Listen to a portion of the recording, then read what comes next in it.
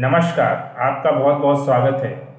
अगर आप भी किसी से प्रेम करते हैं और उससे शादी करना चाहते हैं तो कैसे जानें कुंडली के माध्यम से कि आपका प्रेम विवाह होगा या नहीं। चलिए जानते हैं कुंडली के माध्यम से।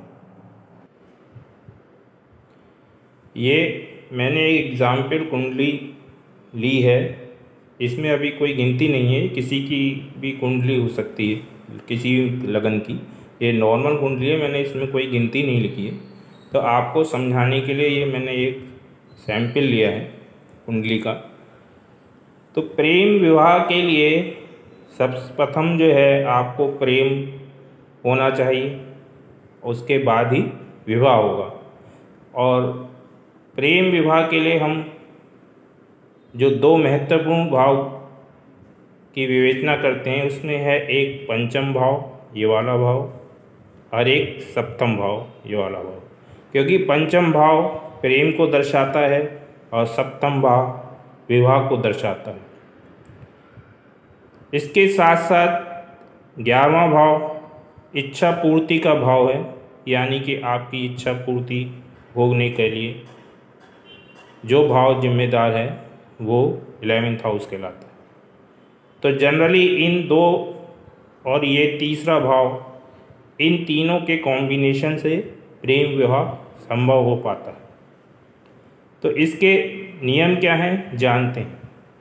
पहला नियम है 5वें भाव या भाव का स्वामी 7वें के भाव या भाव का स्वामी आपस में कोई संबंध बना ले, यानी कि 5वां भाव और 7वें भाव का स्वामी आपस में कोई संबंध बनाए, युति, दृष्टि या परिवर्तन। सपोज मैं इसे मेष लगन की कुंडली पे ही आपको अप्लाई करके दिखाता हूँ। मेष लगन में 1 नंबर यहाँ होगा तो यहाँ 5 नंबर होगा और यहाँ 9 नंबर होगा, ठीक है ना। और यहाँ जस्ट 7 नंबर होगा। तो 5वें का भाव का स्वामी और 7वें भाव का स्वामी युति, दृष्टि या परिवर्तन से आपस में कोई संबंध बना ले, यानी कि 5वें का स्वामी इस कुंडली के हिसाब से सूर्य देव हुए, ठीक है, और 7वें के स्वामी शुक्र देव, ठीक है। तो आप पहले लिख लीजिए कि 5वें का स्वामी कौन सा है और 7वें का स्वामी कौन सा है। अगर ये दोनों ग्रह कहीं भी युति बना लें, अगर यहीं बनाते हैं तो ये ज़्यादा प्रबल योग हो जाता है। मान लो सूर्य और शुक्र यहाँ बैठ गए, या सूर्य या शुक्र यहाँ बैठ गए, ठीक है, या कुंडली में कहीं भी बैठ गए, यानी पंचम और सप्तम के स्वामी कहीं भी बैठ जाएं तो ये एक प्रेम विवाह का सूचक है, ठीक है। दूसरा दृष्टि संबंध। मान लो सूर्य यहाँ बैठा है, ठीक है ना, और शुक्र यहाँ बैठा हो, ठीक है, या सूर्य यहाँ बैठा हो, शुक्र यहाँ बैठा हो। इनकी एक एक दृष्टि होती है, इसलिए आमने सामने होंगे तभी ये दृष्टि संबंध बनाएंगे, ठीक है। परिवर्तन। मान लो 5वें का स्वामी सूर्य यहाँ बैठ जाए और 7वें का स्वामी शुक्र यहाँ बैठ जाए तो परिवर्तन आ जाए, यानी कि इसका स्वामी यहाँ बैठ गया, इसका स्वामी यहाँ बैठ गया, या ये दोनों एक साथ बैठ गए, या दोनों एक दूसरे पे दृष्टि बनाए, यानी कि युति, दृष्टि, परिवर्तन से 5वें और 7वें यानी प्रेम और विवाह के स्वामी संबंध बनाते हैं, तो ये एक प्रेम विवाह का सूचक होता है। दूसरा नियम है 5वें भाव का या भाव का स्वामी 7वें भाव या 7वें भाव का स्वामी 11वें भाव से संबंध बना ले, क्योंकि 11वां भाव इच्छा पूर्ति का, ठीक है ना। तो 5वें भाव का स्वामी सपोज सूर्य है, ठीक है ना, और इस कुंडली में ये 11th हाउस होगा शनि का, ठीक है ना। सूर्य और शनि एक साथ बैठ जाएं, ठीक है ना, सूर्य शनि सपोज यहाँ ही बैठ जाएं, ठीक है ना, या सूर्य यहाँ बैठा है, शनि यहाँ बैठा है, तो ये दृष्टि संबंध हो गया, युति संबंध हो गया, ठीक है। या परिवर्तन राजयोग भी हो सकता है, सूर्य यहाँ बैठ जाए और शनि यहाँ बैठ जाए, शनि यहाँ बैठ गया, सूर्य यहाँ बैठ गया, यानी कि पंचम का 11 से कोई संबंध बन जाए। या सप्तम का 11th से, यानी कि इच्छा पूर्ति से कोई संबंध बन जाए तो वो भी प्रेम संबंध को और उसको विवाह को दिखाता है। ठीक है। तीसरा है 5वें या 7वें भाव का स्वामी का संबंध मंगल और शुक्र से हो जाए।